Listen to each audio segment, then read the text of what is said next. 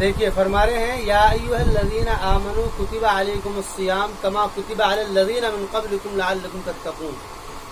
چونکہ پچھلی آیت کے اندر یہ بات سامنے آ گئی تھی کہ امت محمدیہ کی تاسیس ڈلی ہے شہادت کے لیے اور خدا کے پیغام کو عام کرنے کے لیے، تو وہ مراسم عبودیت، وہ عبادات کہ جن کے اندر تحریف کر دی گئی تھی، ان ساری عبادات کو یکے بعد دیگرے لیا جا رہا ہے اور اس کے اندر تصحیح کی جا رہی ہے.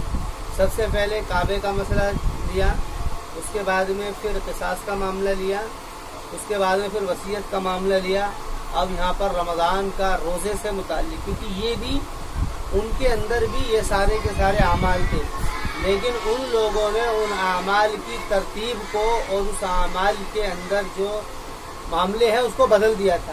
تو قرآن کریم کہہ رہا ہے یا ایھا الذین آمنوا کتب علیکم الصیام کما کتب علی الذین من قبلکم لعلکم تتقون، کہ ہم نے تمہارے اوپر روزے کو فرض کیا ہے جیسا کہ تم سے پہلے لوگوں پر فرض کیا گیا تھا.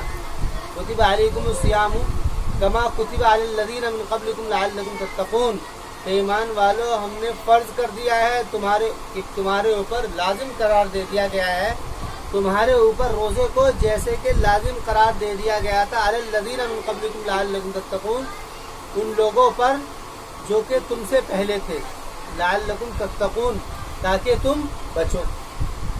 یعنی یہ جو حکم ہوا ہے، یہ والا جو حکم ہوا ہے، اس کی وجہ کیا ہے؟ اس کی وجہ یہ ہے لعلکم تتقون تاکہ تم بچو. کتب علیکم الصیام کما کتب علی الذین من قبلکم لعلکم تتقون، کہ ہم نے تمہارے اوپر اس لیے لازم قرار دیا ہے لعلکم تتقون تاکہ تم بچو. مطلب کیا ہے کہ تقوی کا حق اس بات سے اگر بچنا ہو کہ اللہ کی مخالفت سے اگر بچنے کا خیال ہے تو اس سے بچنے کے لیے تقوی کا اختیار کرنا بہت ضروری ہے.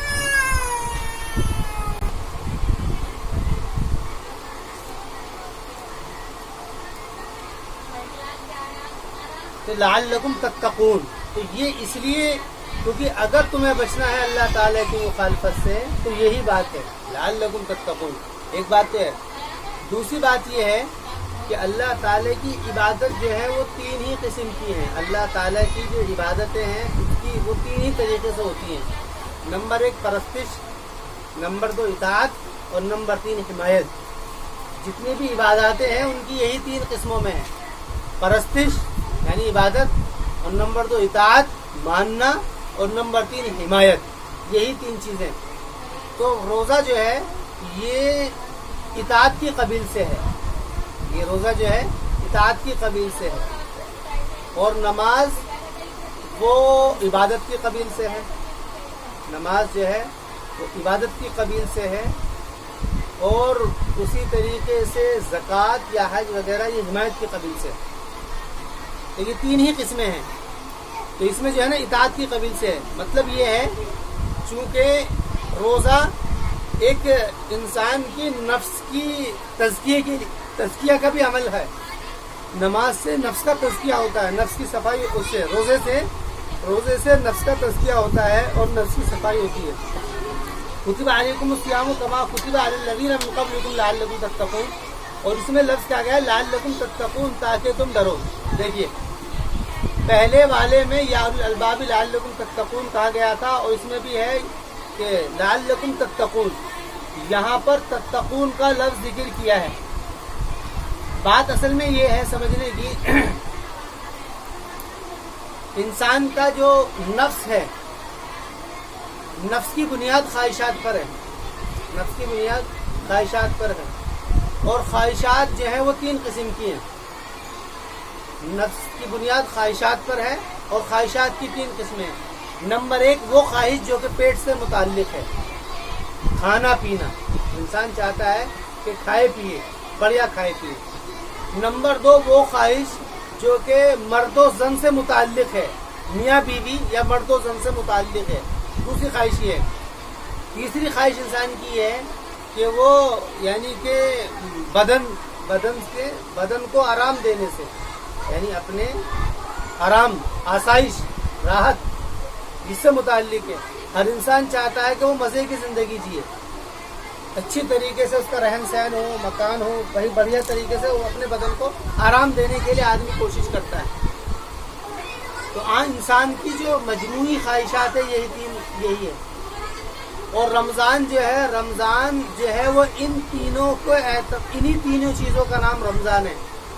रोज़ा कहता है कि किससे रुको? खाने पीने से रुको। रोज़ा कहता है बीवी से रुको। रोज़ा कहता है कि बदन को यानी कि आराम देने से रुको। किस तरीके से रुको उसका बयान आगे आएगा। क्योंकि रमज़ान के अंदर जो इबादत की जो फजीलतें हैं और इबादत की जो तरगीब है, इबादत की फजीलतें और तरगीब वो इसी बात को सामने रख करके दी है ताकि बदन जो है मसाइल और परेशानियां और तकलीफ को बर्दाश्त करे, जिससे उसकी मशक हो इंसान। इसलिए ये जो रोज़ा है ये एक ऐसी यानी कि नफ्स की फरमाबरदारी के लिए और नफ्स के अंदर रग़बत पैदा करने के लिए, और बल्कि बात ये है कि नफ्स की यानी कि क्या बोलते हैं उसको, नफ्स की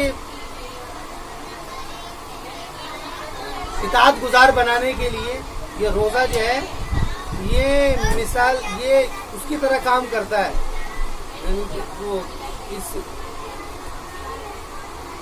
जिंदगी रूह की तरह काम करता है। ये जो है रूह की तरह काम करता है। कुतिबा अलैकुम सियाम कमा कुतिबा अलल लज़ीना मिन क़ब्लिकुम लअल्लकुम तत्तक़ून। एक बात और ये है कि रमज़ान नाम है इन सारी चीज़ों से रुकने का। बज़ाहिर इसके अंदर कोई इबादत का पहलू नजर नहीं आता। नमाज के अंदर एक इबादत का पहलू नजर आ रहा है कि वो क्या कर रहा है। इसका बंद कर दो।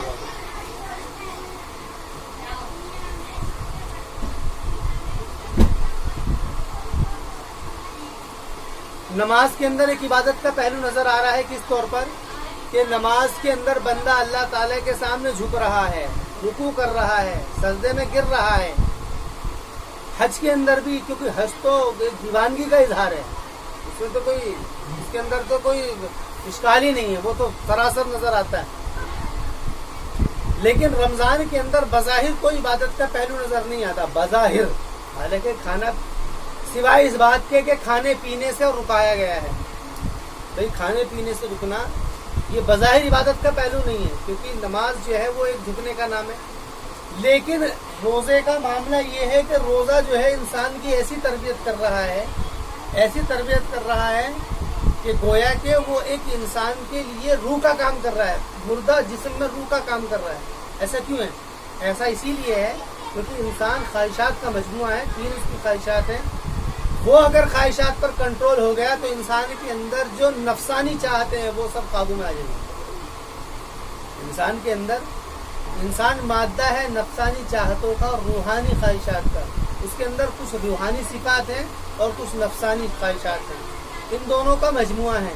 नफसानी ख्वाहिशात की वजह से वो सारे गुनाहों में लगता है और रूहानी सिफात की वजह से वो अल्लाह के करीब होता है। तो रमज़ान के ज़रिए से इसकी नफसानी चाहतों की तरबियत कराई गई है ताकि ये रूहानी सिफत इसका गलबा हो, रूहानी सिफत हो इसका गलबा हो। आम तौर से इबादत के अंदर रुकावट के ज़रिए भी ये 3 चीज़ बनती है। इबादत की मैंने बताया कि 3 किस्में हैं। नंबर 1 इताअत, नंबर 1 इबादत परस्तिश और इताअत और हिमायत। इबादत से, नमाज से वही सुस्ती काहिली, बदन की आराम, रात में सो गया बदन का आराम, नमाज छोड़ दी, यही जरिया बनती है। और उसी तरीके से औरतें वाली ख्वाहिश इसमें इंसान की जरिया बनती है कि इसके अंदर निकाह के बगैर वो अपनी चाहते, नफसानी चाहते पूरी करता है, तो ये जरिया बनती है इसकी ख्वाहिश। जिना, उससे फिर माहौल सारा करप्टेड होता है और फिर वो सारे मामले होते हैं, कत्ल व क़िताल होते हैं। और तीसरा क्या है? तीसरा है इंसान के अंदर मकान, रहन सहन की, पेट की और औरत की, और उसके अलावा खाने पीने की। वैसे देखो इंसान क्या क्या खा रहा है, शराब, वो भी खाने से रिलेटेड है, पीने से, या और भी बहुत सारी चाहते हैं वो इंसान पूरी करता है।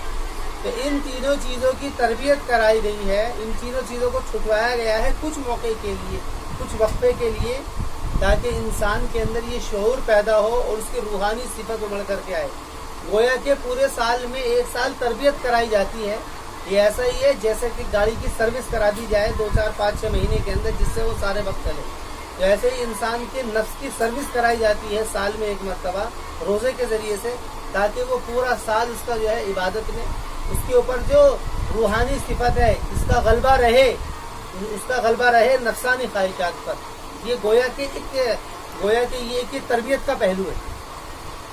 یہ ایک تربیت کا پہلو ہے. تو کما کتب علی الذین من قبلکم لعلکم تتقون سے فرمایا ایام معدودات، یہ چند دن ہے. یہ ایام معدودات اس لیے کہا گیا ہے کیونکہ بظاہر یہ ایک طرف جیسے تربیت کا پہلو ہے، ایسے ہی انسان کو اس کی ضرورت سے روکنا ہے. بھئی یہ ضرورتیں اللہ نے رکھی ہیں.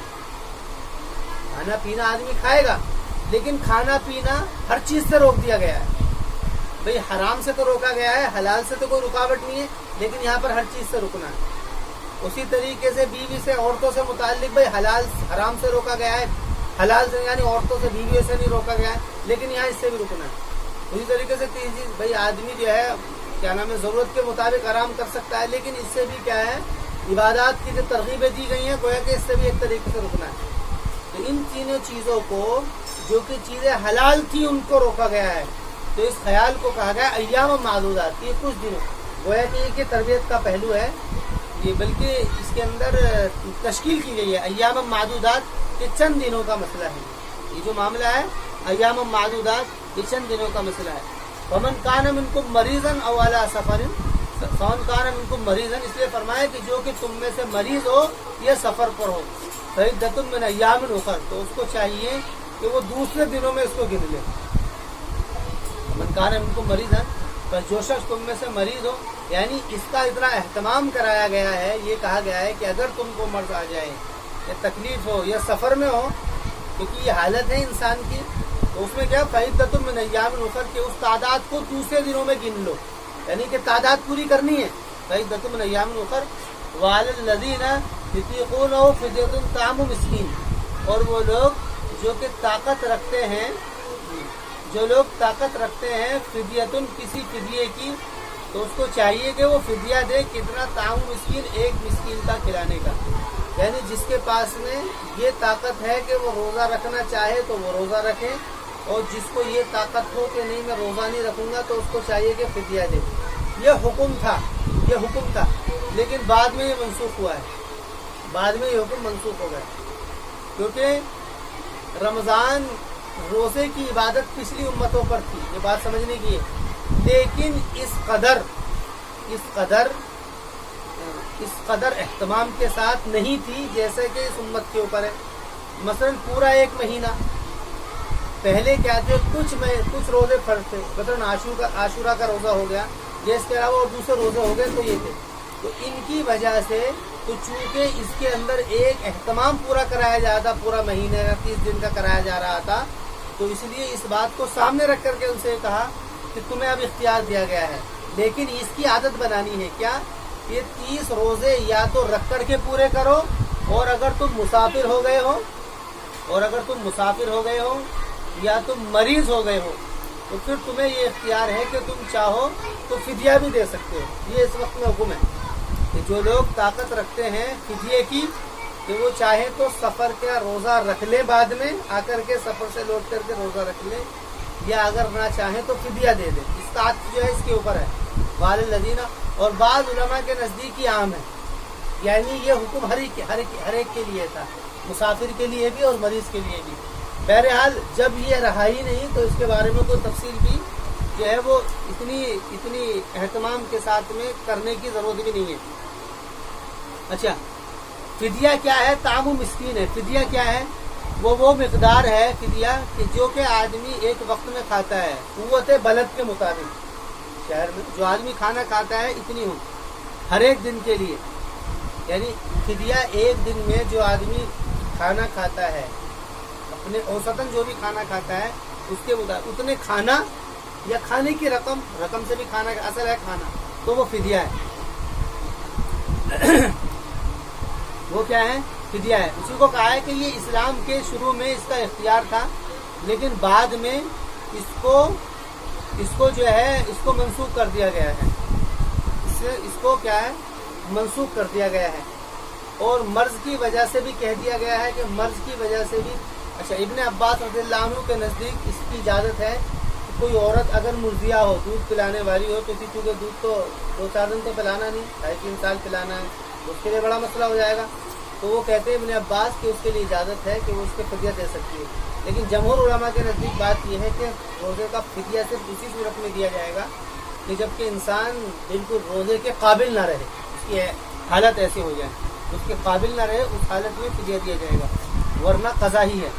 تو فمن تطوع خیرا فهو خیر اللہ، فرما رہے ہیں جو شخص کے خیر کر لے. تطوع کہتے ہیں یہ تو زیادہ عمل ہے، یہ تو لازمی عمل ہے 1 مہینے کے روزے رکھنا، اور اس کے اوپر زیادتی یہ ہے کہ 1 مہینے سے زیادہ رکھیں. زیادہ کا مراد یہ ہے کہ جو نوافل ہیں، جو روایات کے اندر، اچھا روایات میں قائم بھی کر دیا گیا ہے. رسول اکرم علیہ السلام نے یہ روایت جاری کر دی ہے کہ ہر مہینے کے 3 دن کے روزے، ایام بیس جس کو کہا جاتا ہے، 13، 14، 15. اسی طریقے سے ہر مہینے کے آخری 3 دن کے روزے، 27، 28، 29. اور اسی طریقے سے کچھ مخصوص روزے، مثلا شعبان کے روزے، یا اس کے علاوہ عاشورہ کا روزہ، یا اس کے علاوہ جمعرات اور پیر کا روزہ، اس کی بھی بڑی فضیلتیں آتی ہیں. تو یہ سارے وہ روزے ہیں تو اس کی ترغیب دی گئی ہے کہ جو یہ کام کر لے اس کے لیے بہتر ہے، یعنی یہ لازمی نہیں ہے، یہ بہتر ہے، کر لے. وان تصوموا خیر لکم، اور یہ بات کہ تم روزہ رکھو، یہ بات کہ تم روزہ رکھو تمہارے لیے بہتر ہے اگر تم جانتے ہو، یعنی تم فدیہ نہ دے کر کے اگر تم روزہ رکھو یہ تمہارے لیے بہتر ہے. یہ بات اس لیے کہی جا رہی ہے چونکہ پہلے یہود کے اندر روزے تو تھے لیکن اس ترتیب پر نہیں تھے کہ پورے مہینے کے روزے، یہ نہیں تھے، یہ مہینے. تو پھر قرآن کریم نے اب یہ بات الگ سے کہی ہے کہ شہر رمضان الذی انزل فیہ القرآن. تو دیکھیے رمضان کا مہینہ وہ ہے کہ جس کے اندر قرآن اترا ہے، یہ بڑا بابرکت مہینہ ہے. اس لیے اس کی بنیاد اس پر پڑھنی چاہیے کہ تم اپنے نفس کی اصلاح کرو، خواہشات کو توڑو، کیونکہ قرآن کریم تمہاری خواہشات کو ہی توڑنے کے لیے آیا ہے. اس لیے تمہارے لیے اس طریقہ یہ ہے کہ تم اس خیال کو اپنے ذہن کے اندر رکھو کہ بھی قرآن کریم خواہشات کو توڑنے کے لیے آیا ہے، اس لیے تم اپنی عمل سے خواہشات کو توڑ کر کے دکھلاؤ. اور وہ کیا ہے کہ رمضان کے مہینے میں روزے رکھو، اور روزہ انہی باتوں کا نام ہے، 3 چیزوں سے رکنا. تو شہر رمضان الذی انزل فیہ القرآن ھدی للناس وبینات من الھدی والفرقان، اور قرآن کریم ہدایت ہے لوگوں کے لیے اور بینات ہے. بینات کہتے ہیں واضح دلائل کو جو عقل میں آ جائیں. آیاتم للناس وبینات من الھدی والفرقان، کہ ہدایت ہے لوگوں کے لیے اور بینات ہے ہدایت کا، وبینات من الھدی، اور ہدایت کے دلائل ہیں اس میں، اور فرقان کے. فرقان کا مطلب حق اور باطل کے درمیان وہ فرق کر دیتا ہے، ایسی اس کے اندر آیات ہیں. اب اس کے بعد میں پھر یہ حکم لازم کر دیا گیا، کیونکہ پہلے اس بات کو شروع کی گئی تھی، اب اس کا اتمام ہے. اس طریقے سے گویا کہ وہ ابتدا تھی یا انتہا ہے، ایک کام کو شروع کیا گیا تھا. جیسے کہ حکم شراب کے متعلق تھا کہ بھئی شراب جو ہے نماز کے وقت میں مت کیا کرو، لیکن بعد میں پھر کہہ دیا گیا کہ اب جو ہے شراب بالکل بھی جائز نہیں کسی بھی صورت میں. اسی طریقے سے یہ ابتدا تھی، یہ انتہا ہو گئی. اس طریقے سے کہ فمن شہید منکم الشہر فلیصمہ، کہ جو شخص کے تم میں سے مہینہ پائے تو اس کو چاہیے کہ وہ روزہ رکھے. ومن کان مریضا او علی سفر فعدۃ من ایام اخر، اور جو شخص کے مریض ہو یا سفر پر ہو تو اس کو چاہیے کہ دوسرے دن اس کو گنے، یعنی روزہ ہر حال میں رکھا جائے گا. یرید اللہ بکم الیسر ولا یرید بکم العسر. تو فرما رہے کسی کے ذہن میں یہ خیال نہ ہو کہ فدیے کا حکم منسوخ کر کے یہ دے دیا. تو فرما رہے یہی آسانی ہے، اللہ تعالیٰ تمہارے لیے آسانی کا ارادہ کرتا ہے، تنگی کا ارادہ نہیں کرتا ہے. ولا یرید بکم العسر ولتکملوا العدۃ، اور چاہیے کہ تم پوری کرو عدت کو، یعنی کہ وہ رمضان کے مہینے کے جتنے بھی روزے تھے 29 یا 30 اس کو پورا کرو. ولتکبروا اللہ علی ما ھداکم، اور تم اللہ تعالیٰ کی تکبیر کرو، اللہ کی بڑائی بیان کرو. بڑائی کیونکہ تمہاری تاسیسی سی بنیاد پر ڈلی ہوئی ہے کہ تم ان سارے پیغامات کو عام کرو گے. یہود نے ان کے اندر گڑبڑ کی تھی، بدل دیا تھا، بلکہ نماز کو ختم ہی کر دیا تھا. اور روزے کے اندر ان کے اندر ترغیب یہ تھی کہ روزے تو وہ رکھا کرتے تھے، لیکن روزے کے اندر وہ رمضان کے دن اور رات سب سے بچا کر، جو بھی دن تھے روزے کے، جیسے کہ عاشورہ کا روزہ رکھنا ہے تو اس کی رات میں بھی اور اس کے دن میں بھی وہ ساری چیزوں سے بچا کرتے تھے، کیونکہ انہوں نے بالکل بدل دیا تھا. ولی تکبر اللہ، تو کہا تو تم اللہ تعالیٰ کی تکبیر بیان کرو، یعنی یہ پیغامات عام کرو अलामा हदाकुम, उस चीज़ की वजह से जो हमने तुमको हिदायत दी, वलअल्लकुम तशकुरून, और तुम शुक्र करने वाले होगे। यानी इस अमल की वजह से तुम्हारी इबादत के अंदर इजाफा हो जाएगा, वलअल्लकुम तशकुरून। अच्छा, वइज़ा सालका इबादी अन्नी फ़इन्नी क़रीब। अब ये बात कही जा रही है कि भाई सहाबा किराम ने, जमात ने सवाल किया था क्या रब हमारे करीब है या दूर है, तो हमारा इतना शान नुज़ूल ये है। लेकिन अगर इसका सियाक़ व सवाल देखा जाए तो चूंकि यहाँ पर क्या है, एक तरफ से अहकामात आ रहे हैं, बस अहकामात आ रहे हैं, तो भाई ये करो ये करो ये करो। अब इसके बाद देखोगे, इसके बाद में सवाल के सिलसिले शुरू होंगे। यानी ये ख्याल कि भाई तुम ये मत समझना कि हम अपने बारे में भी हम कुछ नहीं पूछ सकते। तो कुरान ने कहा वइज़ा सालका इबादी, और जब मुझसे तुम सवाल करो, और जब सवाल करोगे मुझसे मेरे बंदे, फ़इन्नी क़रीब, तो मैं करीब हूँ। उजीब दावत अद्दाई इज़ा दान, में जवाब देता हूँ पुकारने वाले के दावत का जब वो मुझे पुकारता है। फलयस्तजीबू ली, तो चाहिए कि तुम मुझी से मांगो, यानी मुझी से ही दुआ करो और मुझी पर ईमान लाओ, लअल्लहुम यरशुदून, ताकि तुम रहनुमाई पाओ। हिदायत, रहनुमाई पाने के जो ज़राए हैं, रास्ते हैं, वो हिदायत कहते हैं। और रशदुन, हिदायत रहनुमाई के, रहनुमाई का अमल, फ़िअल, लअल्लहुम यरशुदून, ताकि तुम रहनुमाई पाओ। अब उसके बाद में उहिल्ला लकुम लैलतस सियाम रफ़सु इला निसाइकुम, हलाल कर दिया है तुम्हारे लिए रमज़ान की रातों को रफ़स। देखिए, बाज़ मुफस्सिरीन के नज़दीक बात ये थी कि पहले हुक्म यही था, लेकिन बाज़ के नज़दीक बात ये है कि यहूद ने जब वो रोज़े रखा करते थे, जिन दिनों में जो वक्त उनके लिए रोज़े के लिए ख़ास थे, 2-4-5 दिन, या वो आशूरा का रोज़ा, कि उसमें रात में भी वो इसी पर पाबंद हुआ करते थे। खाने पीने से तो नहीं रुकते थे, बल्कि बीवी के करीब जाने से और सोने से रुकते थे। इबादत करने के ऊपर और बीवियों के करीब जाने से इस बात से रुका करते थे। तो कुरान ने कहा उहिल्ला लकुम लैलतस सियाम रफ़सु इला निसाइकुम। तो दोनों नज़रिए, एक नज़रिया ये कि पहले इसकी इजाज़त नहीं थी, और इसकी जो है और रिवायात के अंदर इसमें एक हदीस भी मिलती है। एक साहब थे कि वो दोपहर में वो रोज़ा रखा और शाम को आए कुछ खाने पीने के लिए, लेकिन जब वो आए तो बीवी से कहा कि भाई इफ्तार का वक्त हो गया, कुछ खाने पीने के लिए लाओ। बीवी खाने के लिए कुछ देने गई, इतने में उनको नींद आ गई, वो सो गए। अब सोते ही मामला ये हुआ कि सोते ही रोज़ा अगले दिन का शुरू हो गया। अब सारी रात सारे दिन तो भूखे थे, उस रात भी भूखे रहे, फिर अगले दिन फिर रोज़ा शुरू हो गया। तो अगले दिन ज़ोहर के बाद आकर के वो बेहोश हो गए। तो उसके बाद में अल्लाह के रसूल अलैहिस्सलातु वस्सलाम ने दुआ की, तो उसके ऊपर ये आयत नाज़िल हुई। बाज़ मुफस्सिरीन के नज़दीक इसका शान नुज़ूल ये है, और बाज़ के नज़दीक बात यह है कि अल्लाह ताला ने तस्हीह की है, इबादत की तस्हीह की है, जो उन्होंने तहरीफ कर रखी थी। तो तस्हीह ये की है कि भाई रमज़ान का जो दिन है वो तो रोज़े के लिए ख़ास है, रात में नहीं है। रात में तो ऐसा ही मामला है जैसे कि और दिनों में होता है। तो हिल्ला लकुम, तो हमने तुम्हारे लिए हलाल कर दिया है रमज़ान की रातों को रफ़स कहते हैं शहवानी बातों को, ख्वाहिशात की बातें, जो मर्द औरत से रिलेटेड बातें होती है रफ़। लेकिन जब इसकी निस्बत निसा की तरफ हो गई तो इससे मुराद मुलाकात हो गई। अहिल्ला लकुम लैलतस सियाम रफ़सु इला निसाइकुम, हलाल कर दी है तुम्हारे लिए रमज़ान की रातें रफ़स, यानी हलाल कर दिया है क्या, रफ़स को, यानी नफसानी ख्वाहिशात को, मुलाकात को, इला निसाइकुम, तुम्हारी औरतों की तरफ। नज़ल ये जो है इसके बारे में वही है कि ये मनसूख, ये नस्ख कर दिया है उसने इस बात को कि रात में खाना पीना और बीवी से जो रुकने का मसला था उसको नस्ख कर दिया। और बाज़ के नज़दीक वही बात है जो अभी गई, हुन्ना लिबासुल लकुम व अंतुम लिबासुल लहुन्ना, कि वो तुम्हारे लिबास है और तुम उसके लिबास हो। लिबास 3 काम करता है। नंबर 1 पर्दा, और नंबर 2 जीनत, नंबर 1 पर्दा, नंबर 2 जीनत, और नंबर 3 पर्दा पोशी का काम करता है, और जीनत का काम करता है एक और चीज। तो लिबास ये 3 काम करता है, उसको देख लेंगे जब याद आ गया। फिलहाल तो है कि लिबास ये काम करता है, पर्दे का काम करता है और जीनत का काम करता है,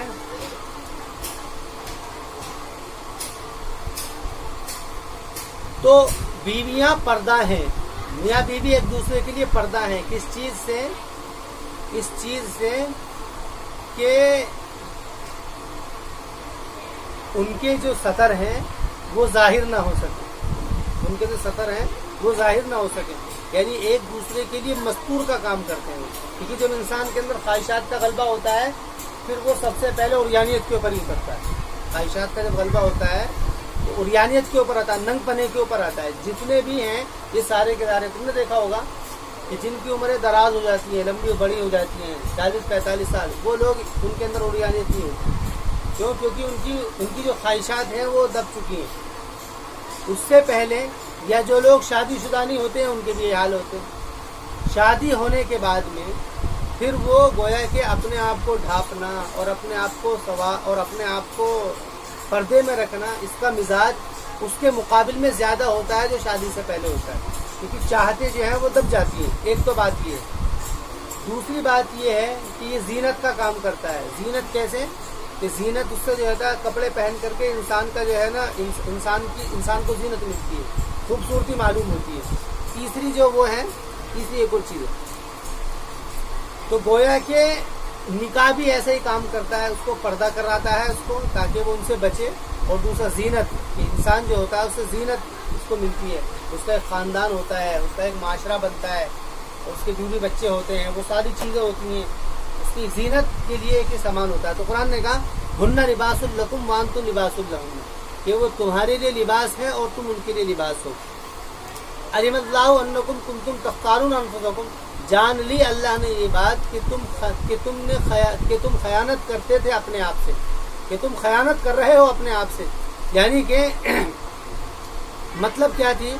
مطلب یہ تھا کہ جو رمضان کی راتوں میں کہ اپنی بیویوں کی طرف نظریں اٹھا کر کے دیکھتے تھے، خواہشات کی نظریں.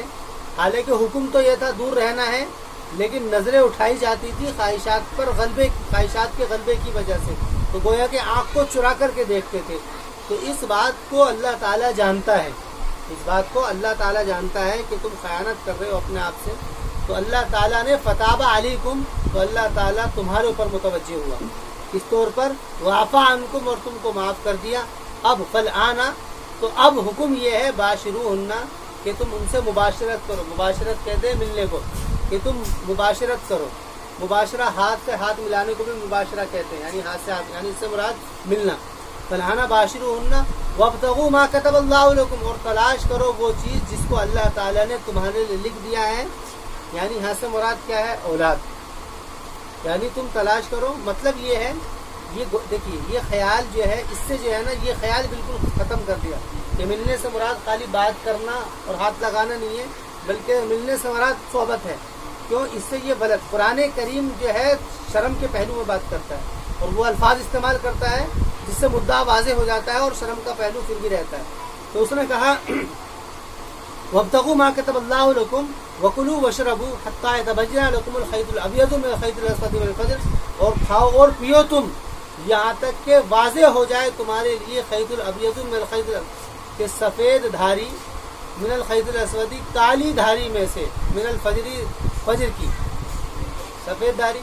کیونکہ جب صبح صادق ہوتی ہے تو آسمان کے اوپر جہاں سے سورج نکلتا ہے پورب کی طرف ایک دھاری سی وائٹنس ہوتی ہے، دیکھنا صبح صادق کے وقت میں، تو اس سے وہی دھاری مراد ہے. اور کالی دھاری یعنی جو رات کی وہ دھاری ختم ہو کر کے وہ وائٹ دھاری ہوتی ہے، اس کو صبح صادق کہتے ہیں. وہ روشنی سی ہوتی ہے، وہ روشنی سی ہوتی ہے. اس میں ایک واقعہ بھی ہے کہ ایک صاحب تھے، انہوں نے کیا کیا، ایک وہ جو تھے کالے رنگ کا وہ دھاگا لے کر کے سو گئے، اور صبح اٹھ کر کے انہوں نے دیکھا کہ انہوں نے کہا رسول اللہ تو کالے کا کالے رہا، اس لیے میں کھاتا پیتا رہا. تو آپ نے فرمایا کہ اس سے مراد یہ نہیں ہے کہ دھاگا کالا سفید ہو جائے، سفید کالا ہو جائے گا، وہ کالا سفید ہو جائے گا، بلکہ اس سے مراد پھر آپ نے اس کی وضاحت کی ہوا ہے الی اللیل، رات تک. ولا تباشروہن، رات سے مراد مغرب، جب سورج غروب ہو گیا تو رات ہو گئی. ولا تباشروہن وانتم عاکفون، اور مت مباشرت کرو تم عورتوں سے، وانتم عاکفون، اور تم ٹھہرے ہوئے ہو فی المساجد، مساجد میں. یہ گویا کہ حکم دیا ہے اس بات کا کہ رمضان کے دنوں میں یہ چاہیے کہ رمضان کے دنوں میں انسان عبادت کے اندر لگا رہے، انسان جو ہے عبادت کے اندر لگا رہے. اور عبادت کے اندر وہ اپنے آپ کو منہمک کرے. اور رمضان کے اندر ہی وہ عبادت کی ایک شک ہے جو کہ سنت میں رائج کی گئی ہے، اس کو اعتکاف کہتے ہیں. وہ بھی کیا ہے؟ عبادت کا تاکہ داعیہ پیدا ہو اور عبادت آدمی زیادہ سے زیادہ کرے. تو چونکہ رمضان جو ہے وہ نفس کی اصلاح کے لیے ہے، اس میں یہ کام بھی ہوتا ہے، تو اس میں جو ہے سب سے بہترین طریقہ جو ہے اس کا وہ اعتکاف ہے، جس میں عبادت کا اضافہ کرنا ہو. وَأَنْتُمْ عَاكِفُونَ فِي الْمَسَاجِدِ تِلْكَ حُدُودُ اللَّهِ. تو فرما رہے ہیں کہ یہ اللہ تعالیٰ کی حدیں ہیں، یہ اللہ تعالیٰ کی حدیں ہیں. کیا کہ رمضان میں کھانے پینے سے رکنا، عورتوں سے رکنا اور اپنے آپ کی عبادت میں لگانا، یہ اللہ کی حدیں ہیں. ان کے قریب ہی مت جانا، یعنی کہ تم کھانے پینے لگو. یہ بات اس لیے کہی گئی ہے کیونکہ یہود نے اس کے اندر بھی گڑبڑ کی تھی. وہ کیا کرتے تھے؟ کھاتے پیتے تھے، سارے کام کرا کرتے تھے، لیکن عورتوں سے دور رہتے تھے، دکھانے کے لیے کہ ہم کتنے بڑے جو ہیں متقی ہیں. تو قرآن نے کہا تلک حدود اللہ، تم اس کے قریب بھی مت ہونا. ولا تقربوها كذلك يبين الله آیاته للناس لعلهم يتقون. اسی طریقے سے ہم بیان کرتے ہیں اپنی آیاتوں کو لوگوں کے لیے تاکہ وہ بچیں. تتقون کا لفظ ہر جگہ پر آ رہا ہے کیونکہ اصلاح چل رہی ہے یہود کے ان کارگزاری کی جو انہوں نے عبادات کے اندر تحریف کر دی گئی تھی. لعلکم تتقون، تاکہ تم بچو. اگر تمہارا بچنے کا ارادہ ہے اللہ کی مخالفت سے اور اس سے تم ڈرتے ہو تو تم اس کام کو کرو، اس لیے بات کہی گئی ہے. اب ایک اور حکم، ولا تاکلوا اموالکم بینکم بالباطل، اور مت کھاؤ تم اپنے مال کو آپس میں باطل طور پر. باطل کہتے ہیں یعنی کہ حق کے خلاف جانا. حق اور باطل، حق کہتے ہیں صحیح کو اور باطل کہتے ہیں غلط کو. حق کے خلاف ہو جانا باطل اور حق کے موافق، صحیح بات کے موافق ہو جانا حق. ولا تاکلوا اموالکم بینکم بالباطل ولا تدلوا بها الى الحکام، اور نہ لے کر کے جاؤ تم اس کو حکام کی طرف. یہ ادلا یدلو ادلا باب افعال سے ہے، اس کے معنی آتے ہیں ڈول ڈالنا. گویا کہ یہ ایک تمثیل ہے جو قرآن نے دی ہے کہ جیسے کہ ڈول کو اس کے اندر ڈالا جاتا ہے، کنویں کے اندر ڈالا جاتا ہے اور اس میں پانی بھر کر کے زبردستی کھینچا جاتا ہے، تو اس طریقے سے تم جیسے ڈول کو پکڑ کر کے تم نے اس میں ڈالا ہے، نکالا ہے، ایسے ہی تم دوسرے کا حق کھانے کے لیے اس کے خلاف ایویڈنس تیار کر کے اور گواہ تیار کر کے تم کسی حاکم کے پاس مت جاؤ تاکہ تم اپنے اس کے خلاف فیصلہ کرا کر کے اس کا تم مال کھاؤ. لتاکلوا فریقا من اموال الناس، تاکہ کھائے ایک جماعت لوگوں کے مال کو بالاسم، اسم کے ساتھ، یعنی وہی حق تلفی کرتے ہوئے. وانتم تعلمون، اور حال یہ ہے کہ تم جانتے ہو، یعنی کہ تم اس بات کو جانتے ہو کہ یہ مال کیا ہے؟ باطل ہے، اس طریقے سے کھانا صحیح نہیں ہے. وانتم تعلمون، طریقہ یہ ہے کہ تم مال جو کھاؤ وہ باطل طریقے سے مت کھاؤ بلکہ حق طور سے کھاؤ.